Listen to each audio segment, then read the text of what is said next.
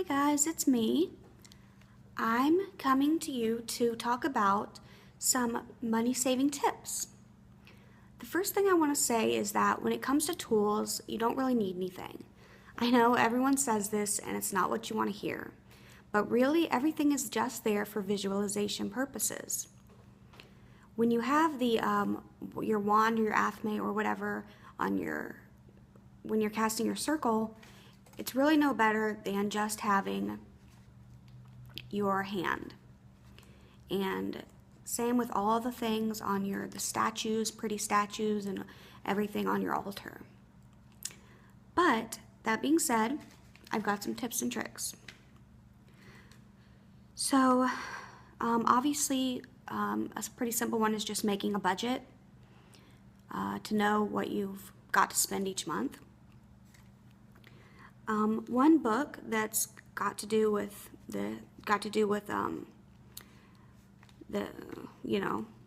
budgeting and witchcraft is Deborah Blake's Witchcraft on a Shoestring, Practicing the Craft Without Breaking Your Budget. I'm looking down because I've got notes. Another one of her books is Everyday Witchcraft, Making Time for Spirit in a Too Busy World. Those are both pretty good books. I've never actually owned them, but I have looked through them real quick.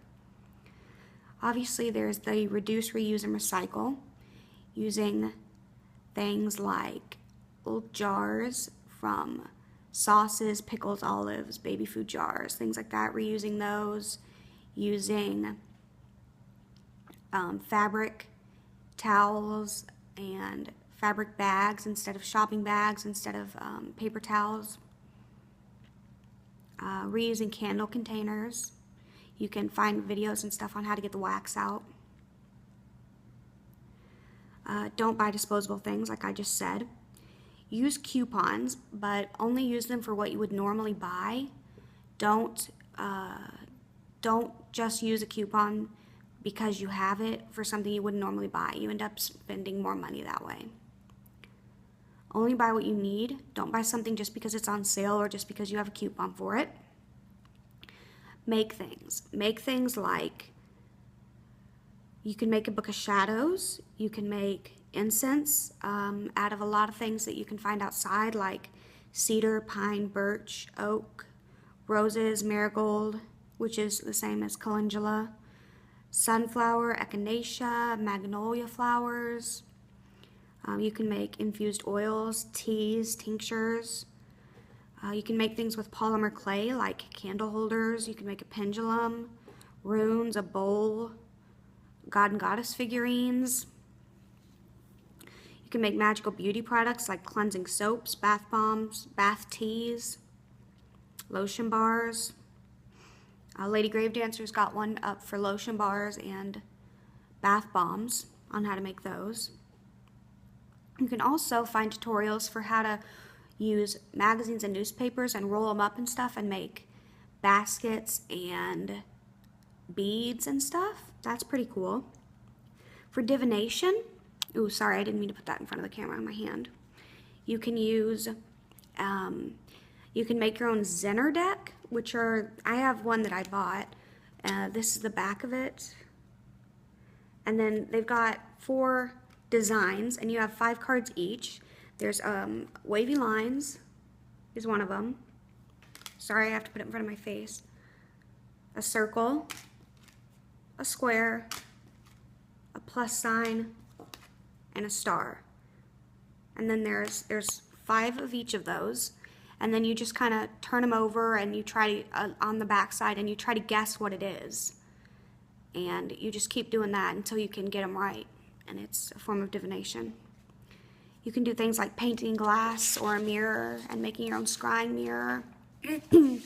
For a pendulum, you can make it out of polymer clay. Like I said, you could use a ring like you'd have on your finger, tie it to a string. You can tie almost anything to a string, really, a bead, an acorn, a necklace pendant. Shop cheap, like dollar and thrift stores and, I was about to say garbage sales, no, garage sales. You can buy in bulk and split the cost and the stuff with friends. When buying online, buy multiple items at once to save on shipping. Buy used books. And also, when you go to your library, if they don't have what you want, you can ask the librarians if they'll do what's called an interlibrary loan. That's where they ship the book from another location. They ship the book you want from another location in the country to your library. I know they do this in the US. I don't know if they do it in other countries. But oftentimes they'll do that. Some librarians might not be willing to do it because it does take a while and they have to fill out forms and stuff. But most of the time they'll do that for you. You can organize a swap with friends. Sorry, a bunch of stuff coming up on my phone. You can organize a swap with friends to swap books, tarot, oracle decks, herbs, stones, really whatever you have a lot of. Or you can go online and say on your social sites and say, hey guys, I've got this. I'd be willing to trade this. You know, I'm looking for this. There's also swapping sites like Paperback Swap or swaptrees.com where you can swap books, CDs, and DVDs. I've never tried these myself, but I've got friends who have and say they're great. You can find stuff in nature like pine cones, feathers, stones, acorns, etc. When I was talking about making incense from things in nature, you have to be careful because some things when burned are toxic. So make sure you know what you're burning and aren't just burning any random thing. Things from nature can be used on your altar. Pine cone, you could use an acorn, I guess.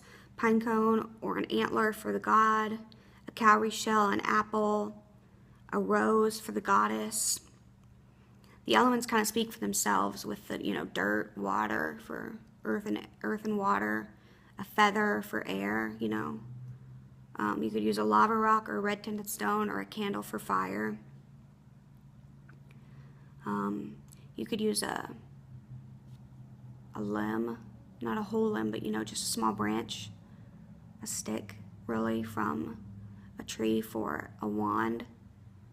Although I don't suggest ripping one off or cutting one off a tree. You should really try to find one on the ground if you can. Use items you already have around the house. Like, instead of buying a bunch of expensive herbs, use the ones from your kitchen. A lot of those can be used in incense and whatever you would normally use herbs for. Spell bottles, mojo bags. Use birthday candles and tea lights. Scrap fabric and old clothes to make spell bags and poppets. Wine glass for a chalice. Letter opener for an athame. Kitchen knife for a bowline. You can use a binder or a spiral notebook for a BOS. That's Book of Shadows. You can use scarves and pieces of cloth for a altar cloth. One thing I'm going to do when I get my own house, I live with my parents now, so I don't get to choose this, but I'm going to make my own household cleaners. You can easily do this with white vinegar, and you just you collect a bunch of orange peels when you're eating oranges. You don't have to eat them all at once, of course. You can save them over time. Just keep them in the fridge. I wouldn't save them for too long. You don't want them to get moldy or anything, but oh, I'm so sorry about the camera shaking. I have to hold it in my hand. It's just my phone, so. Anyway, you can save the orange peels, put them in a mason jar, pour the white vinegar over it, save it in a dark place for 4 weeks, shaking daily. Then, once that's over, put it in a spray bottle, fill the spray bottle up 1/4 to 1/2 of the way with the vinegar solution, then the rest of the way with water, and then, clean away. Pretty much any surface will work for that. You can use white candles instead of any color. Olive oil can be used to anoint yourself, your tools, your candles, instead of the fancier oils like the essentials and stuff. Any stone can be charged. You don't need it just to be clear quartz to be able to charge it. It can be a bloodstone, an amethyst, a citrine, anything really. A stone you find on the ground. You can charge it with your intent, and it's good to go. So if you think you really need a hematite for whatever, you can find a stone outside or use a stone you already have and charge it with your intent and the properties you want it to have, and then you don't need the hematite or the whatever. And when it comes to cleansing, I like to cleanse things in the full moon or by burying them when appropriate. I wouldn't bury like my Book of Shadows or something because it could get totally messed up. This is because when you put things, some things you can't put in water, like the Book of Shadows, certain stones. One good way to cleanse is with smoke, but it can set off smoke detectors. Some people are sensitive to it. Some people just plain don't like the smell. Some places, like dorm rooms and stuff, you can't light things like that.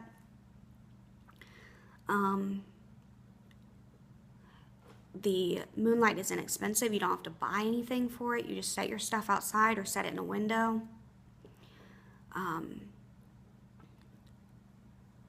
Then when you put stuff in salt, it can disintegrate crystals and rust metals.